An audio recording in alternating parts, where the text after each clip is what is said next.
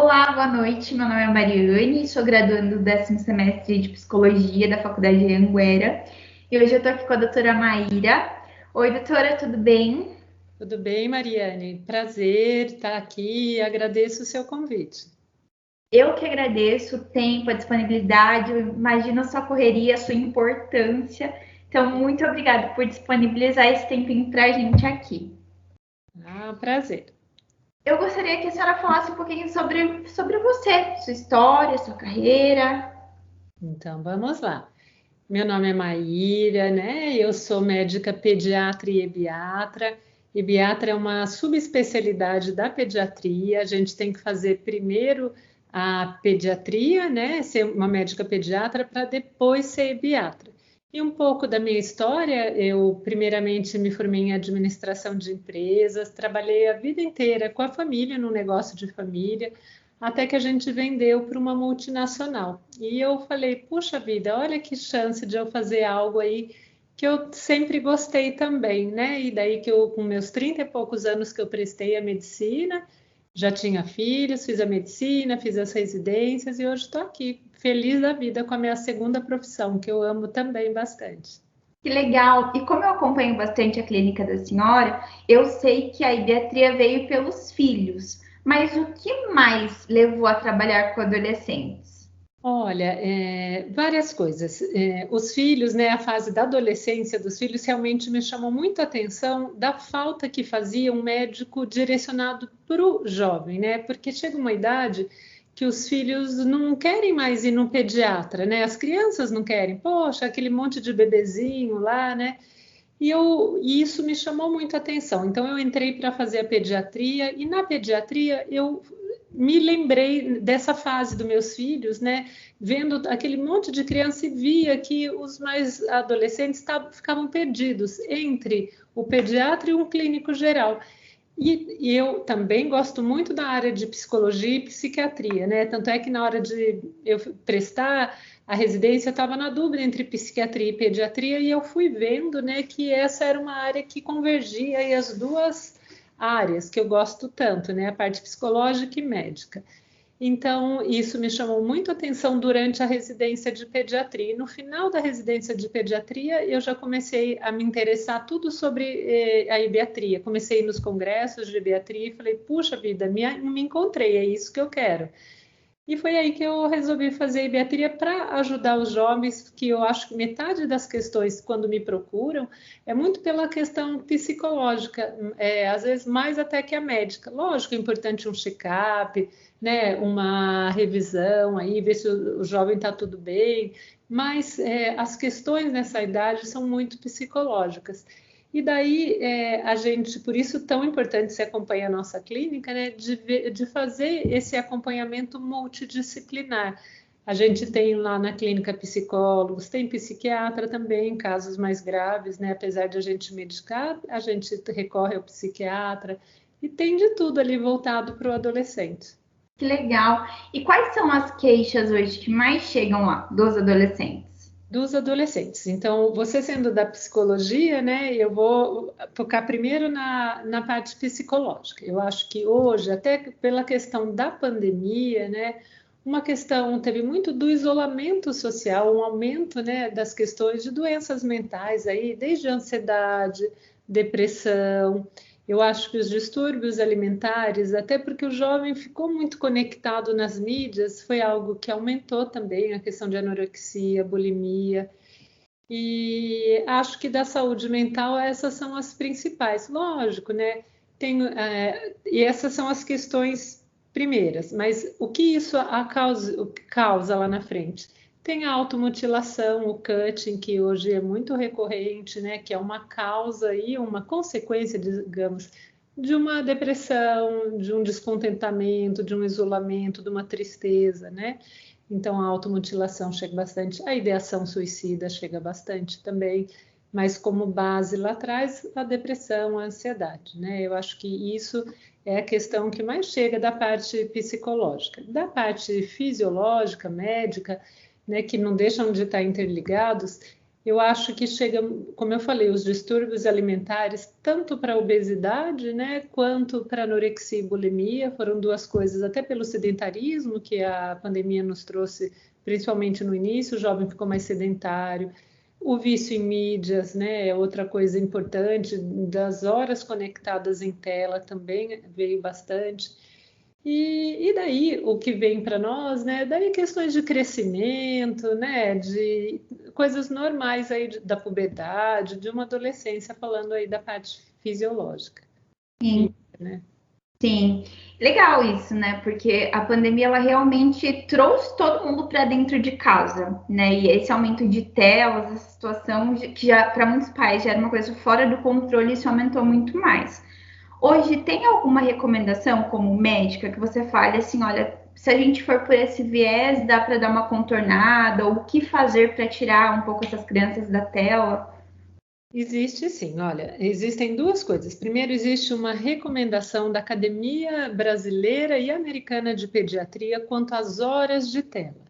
Então, quanto às horas de tela, de 0 a 5 anos, de 0 a 2 anos, nada de tela, né? De 2 anos a 5 anos é recomendado 1 hora de tela supervisionada. O que é tela? Ou é televisão, ou iPad, né? Celular mais para frente também.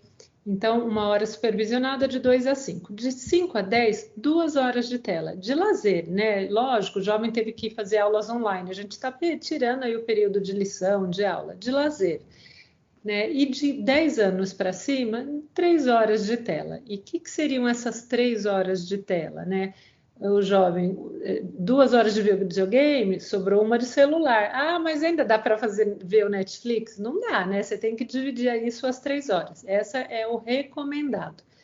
Além disso, então, essa com relação à hora de telas, o que a gente recomenda também?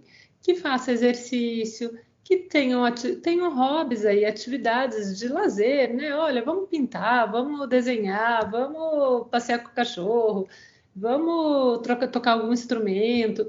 E se o jovem não consegue, né, assim, se balizar aí nessas horas, o ideal hoje, um jovem que estuda de manhã, é à tarde ficar sem tela, né? Vai estudar, vai fazer alguma atividade extracurricular, daí à noite, né, usa suas 3 horas aí de tela. Isso seria o ideal. Lembrando que é muito importante até para saúde física e mental, a gente tomar 15 minutos de sol por dia, né, para processar a vitamina D. A vitamina D estando baixa, ela contribui não só para uma imunidade mais pior, mas ela também ajuda que a gente engorde com facilidade. A questão da depressão também é facilitada com ela estando baixa. Então, uma coisa tão simples, né, que a gente precisa estar tomando conta. E, por último, o sono, né? A gente precisa, um jovem precisa dormir de 8 a 10 horas por dia. Isso é importante. Sim. E você comentou também sobre as redes sociais, né? Que é uma das coisas que os adolescentes hoje mais têm acesso. E a gente sabe que essa fase da adolescência é uma fase de muitos padrões. Eles começam a se identificar com grupos, né? Começam a padronizar algumas coisas. E a internet, eu venho percebendo assim que ela influencia muito, porque às vezes eles olham coisas que acontecem na internet e falam, caramba, por que a vida dessa pessoa é tão perfeita e a minha não? Né? A gente tem alguma orientação para esse controle que a rede social traz hoje para o adolescente? Olha, uma orientação de controle, assim, olha, vou falar, pare de usar a rede social, é quase impossível e hoje está no meio deles, a gente tem que se adaptar. Eu acho que é um diálogo legal dentro de casa e a gente, profissionais da saúde, que mexe com essa área psicológica também, tá lembrando sempre que existe um mundo virtual e um mundo real, né? O mundo virtual parece tudo perfeito para todo mundo e não é o que é retratado, né? Todo mundo expõe na janela ali o que tem de melhor, mas essa não é a vida aí de todo mundo, né? Então é importante a gente dialogar dentro de casa, importante o exemplo dos pais, né? Eu gosto muito de uma charge que tinha uma mãe lendo um livro e o filhinho lendo o livro, uma outra no celular e o filhinho no celular. E a mãe, né, pergunta, a do celular, o que você faz, mãe, para o seu filho ler aí, né? Como que você conseguiu? E é tão simples, né? Ela lia também. Então, a gente é muito exemplo para os filhos e isso é importante a gente observar. Legal. E falando nessa fase ainda da adolescência, a gente sabe que os vícios, eles estão à tona, não só na questão da internet, mas a gente também sabe do cigarro, das drogas, mas são coisas que são muito faladas. Eu tenho muita curiosidade de saber sobre o narguile, né? Porque os jovens, eles usam e muitos pensam que não tem consequência. O narguile, ele tem consequência ou não? Ele tem sim, olha, 1 hora de narguile, ele corresponde a 200 cigarros, né? Então, ele não faz bem. O pulmão da gente foi feito para uma simples coisa, para receber ar, mais nada, ar. Então, se a gente põe água umedecida, se a gente põe fumaça, se a gente põe pó, qualquer coisa que venha, mais do que narguile hoje, é a questão do vape, do pod, né? O cigarro eletrônico. Então, que é a febre de hoje, né? Foi do narguilé uns 10 anos, 5 anos atrás, hoje são cigarros eletrônicos. Então, o nosso pulmão não foi feito para receber eles. Então, por mais que fale, o vape, né, o cigarro eletrônico, tem um viés aí que ele ajuda, se eu não colocasse a nicotina nele, só um saborzinho, eu conseguiria parar de fumar cigarro, né? Bom, essa é a grande propaganda aí atrás disso, né? Porém, não faz bem, já teve mortes nos Estados Unidos, a gente está pondo para dentro do pulmão de novo, ou uma água, ou uma fumaça, algo que não faz bem para o nosso pulmão, né? Então é contraindicado, sim. Legal.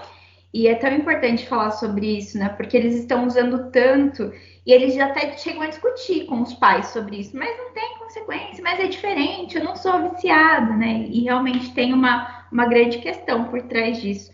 E falando das mudanças, a gente sabe que a pandemia ela trouxe uma grande mudança, que foi tirar todo mundo do relacionamento social presencial, que é uma coisa que a gente sabe que é muito importante na fase da criança e da adolescente, né?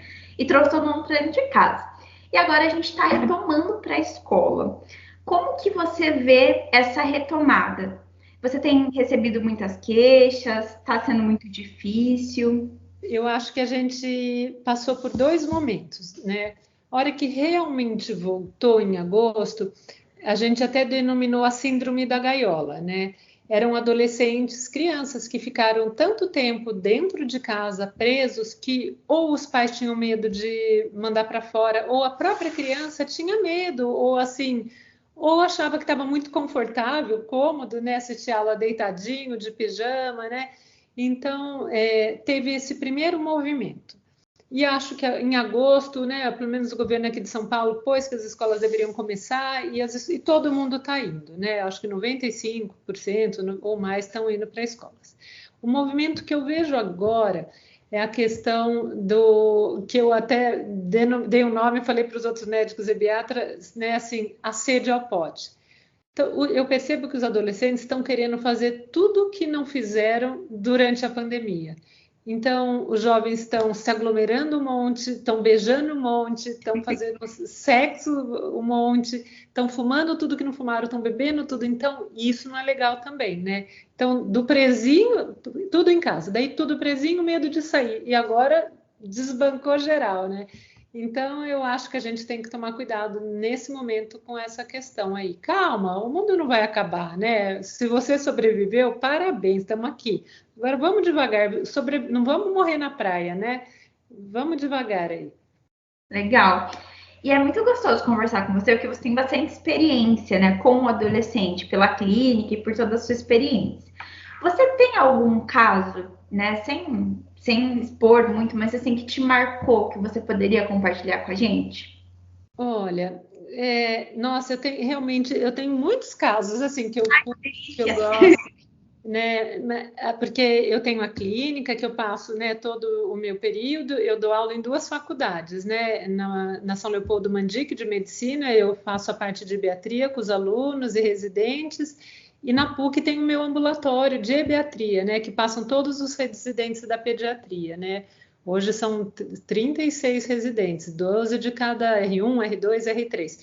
Então tem bastante. O que eu acho que o mais tem me marcado nos últimos tempos são 2 coisas. Uma triste até a questão da ideação suicida, né? Eu acho que tem vindo muito pensamento, mas que bom que chega. Eu acho que a grande questão legal aí da pediatria que um jovem vem para fazer um exame de rotina. É isso que a gente chama ele, porque às vezes tem um tabu aí de você já ir direto num psiquiatra ou até já procurar uma ajuda psicológica. Então, começa, olha, vamos fazer uma revisão geral desse adolescente, né? Para a gente pegar as questões psicológicas e médicas. Então, eu acho que a ideação suicida tem surgido bastante e, infelizmente, o abuso sexual nessa parte de pandemia, principalmente para as camadas menos favorecidas, aconteceu bastante, né? Não sei se você viu a questão de 2, 3 semanas atrás, o IBGE lançou uma pesquisa, né, que 1 a cada 7 adolescentes é abusado aqui no Brasil, né? Então é algo bastante grande, bastante assustador, e eu vou falar que eu tenho casos que você tem vontade de sentar e chorar junto. Daí você tem que pensar, né? Como nós vamos avisar o conselho tutelar, ou então a pessoa já foi pega, o que foi. E tem toda uma questão que muitas vezes, ou a maioria das vezes, são agressores da própria família, né? Então, isso me chama atenção, me deixa triste, sim, né? Mas nós estamos aqui para ajudar. São 2 questões que aparecem bastante. E quando vem os casos de suicídio, quais são os fatores, assim, o que geralmente é o... Olha, não existe, eu falo, não existe um fator, eu recebi um bullying, né, agora quero me suicidar. É uma somatória de coisas, né? Eu acho assim, é uma criança, um adolescente aí, né, que pode ter recebido um bullying, sim. É uma criança que está sem amigos, é uma criança, de repente, que não tem uma atenção dentro de casa, ou então que não consegue se abrir com os pais. Às vezes são pais muito exigentes que não dão ouvido, né, para o que o jovem está querendo falar. Eu falo tanto para os pais assim, tenham um tempo junto entre você e seu adolescente para ir tomar um café uma vez por semana, para ir tomar um sorvete, né? Daí às vezes eu escuto, mas a gente caminha junto, ou então, não, a gente vai na academia junto, a gente vai no supermercado junto. Mas, meu Deus, dá para conversar no supermercado? Não. Dá para conversar numa academia, cada um de um lado fazendo seu exercício? Não. Né? É sair meia hora com seu filho, né? Senta, vai no Starbucks, vai numa sorveteria, senta, filho, como que tá a sua vida aí? Como que tá a semana? Como tá a vida, né? O que a gente pode fazer junto aí? Tem alguma coisa que não tá bem? E eu acho que isso ajuda muito e precisa mais. Que legal, muito bom. E é bom para a gente ficar atento também, né? Porque às vezes chega muita queixa e às vezes a gente foca no adolescente, mas esquece desse contexto que os pais precisam acompanhar, estar presente. Certeza, com certeza. Desses pais. E quando há uma negação desses pais, que eles terceirizam para o adolescente e não querem participar, como que é o manejo disso? Eu não querem participar. Olha, eu acho que depois que a gente conversa com delicadeza, né, e mostra a importância, eu acho que os pais, né, falam, putz, é verdade, eu realmente, né, não tenho feito muito isso. Eu acho que os pais, nessa questão aí de tentarem ter um tempo em conjunto, né, eles aderem bem, assim, às sugestões, né. Eu acho que hoje a gente tem também pais que trabalham muito, né, pai, mãe, mas eu falo, por mais do que trabalhe, vamos à noite, né, jantar junto, vamos, né, cada um tira o seu celular, não é hora de jornal nacional, é hora de vocês, se não teve ainda o tempo na semana, é hora. E aí, como tá? Como foi seu dia hoje, né? Como que você está na escola? Como estão seus amigos? É importante esse diálogo, né? Faz toda a diferença na vida de um jovem, que muitas vezes não é escutado, né? E às vezes a mãe também, a família fala, nossa, é melhor cada um já pega as suas coisas, cada um é mais fácil. É mais fácil, mas se a gente trouxer para o diálogo, trouxer para uma conversa, as coisas se resolvem tão primeiramente, antes de chegar num grau tão elevado, né? Seria o ideal. E a gente evita tanta coisa, né, quando é esse diálogo aberto entre a família, né? Facilita. Com certeza. E na sua opinião, ou na sua opinião não, na verdade, o que você diria para gente que está começando aí a trabalhar com adolescente, tem interesse? Você nos daria alguma dica? Tem alguma coisa que você falou? Olha, isso é muito importante como profissional fazer, prestar atenção. Acho que tem várias, né? Mas Tem várias. Deixa eu pensar aqui, olha. Primeiro, parabéns, porque é uma faixa etária que poucas pessoas querem fazer, né? Você vê, hoje no Brasil são 30 mil pediatras e só são 300 ebiatras, né? Então, vocês psicólogos que querem mexer com adolescente, parabéns, né? É uma fase tão bonita que para mim foi a minha primeira escolha, né? Espero que seja para vocês também. Segundo, saber escutar, né? Hoje o jovem tem muita carência de alguém que o escute, né? Então, escutar o jovem. Não precisa, né, entrar nas gírias, tudo. Lógico, é legal a gente conhecer. Eu também me informo muito do mundo jovem, mas é legal, o jovem também precisa se ele está procurando ajuda e precisando de ajuda, de alguém maduro aí para estar ajudando. Não é maduro só em idade, mas uma maturidade profissional, né? Então é legal a gente usar tudo que a gente aprendeu para estar atendendo aí eles e fazer com carinho, com amor, porque tudo que a gente faz gostando, de bem, aquilo que a gente quer, vai longe, né? Eu acho que isso seriam dicas aí para vocês que querem falar com adolescentes. muito bom. Doutora, a última pergunta, eu prometo. Imagina. Para trabalhar com adolescente, é necessário trabalhar com criança e adolescente ou se pode trabalhar com adolescente e adulto? Eu acho que são independentes, né? Geralmente, quando você tem uma formação, por exemplo, a psiquiatria da infância e da adolescência, nós mesmos, né? Você vê, aqui no Brasil, a gente tem um pré-requisito de ser pediatra para depois fazer a pediatria.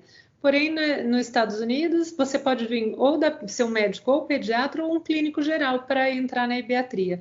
Então, eu não acho que tenha um pré-requisito, não. Ou então que tem que fazer criança ou tem que fazer adolescente. Eu acho que são três mundos completamente diferentes. E se você pudesse focar só no adolescente, seria o ideal. Né? O que é hoje considerado adolescente, né, para a pediatria no Brasil e no mundo inteiro? De 10 a 24 anos. Por que 24 anos? É porque quando o cérebro fica totalmente formado, né? Então, esse é um marco da pediatria. Então, poxa, é tão vasto, né? Hoje, atender de 10 a 24 anos, nossa, tem milhares, todos nós vamos ter milhares de pacientes, vocês, né? Eu hoje tenho uma espera de 1 mês e meio na clínica. Queria que tivesse muitos outros ebiatras aí para ajudar. E vocês, né? Hoje na minha clínica eu tenho 4 psicólogos, todos lá só atendem adolescentes. Às vezes, uma exceção, um pai quer ser atendido no horário de um adolescente, a gente daí põe um com cada um. Mas 95% dos atendimentos são só com adolescentes. E eu precisaria de mais psicólogos lá, porque já está tudo lotado já, né? Então, eu acho que dá para focar só na adolescência. Que legal. E como que as pessoas fazem para achar a sua clínica? Olha, a gente tem o Instagram, que é bem bacana, tem a homepage, chama Clínica Pieri, né? P de paz, Pieri, né? E o Instagram nosso é bastante forte, né? Eu falo que é o meu lazer, eu curto fazer. Nunca deleguei para ninguém, nunca comprei seguidor nenhum, mas uma vez por dia eu coloco alguma questão, ou de medicina, ou da área psicológica, ou alguma matéria que eu achei interessante, né? E acho que ajuda as famílias, os adolescentes. Então, quem quiser procurar, tem a Clínica Pieri. Ai, que bom. Muito obrigada pelo seu tempo, viu? De todo o coração. Foi muito bom ficar aqui com você. Se eu pudesse, já pegava a senhora, colocava num potinho, fechava, guardava para mim, mas não pode. Muito obrigada, viu? De verdade. E eu que agradeço o convite, sempre gosto de colaborar com os alunos, né, com outras profissões também. Eu acho que a gente trabalhando de forma multidisciplinar, a gente vai mais longe. É verdade. Obrigada, viu? Imagine, um abraço então.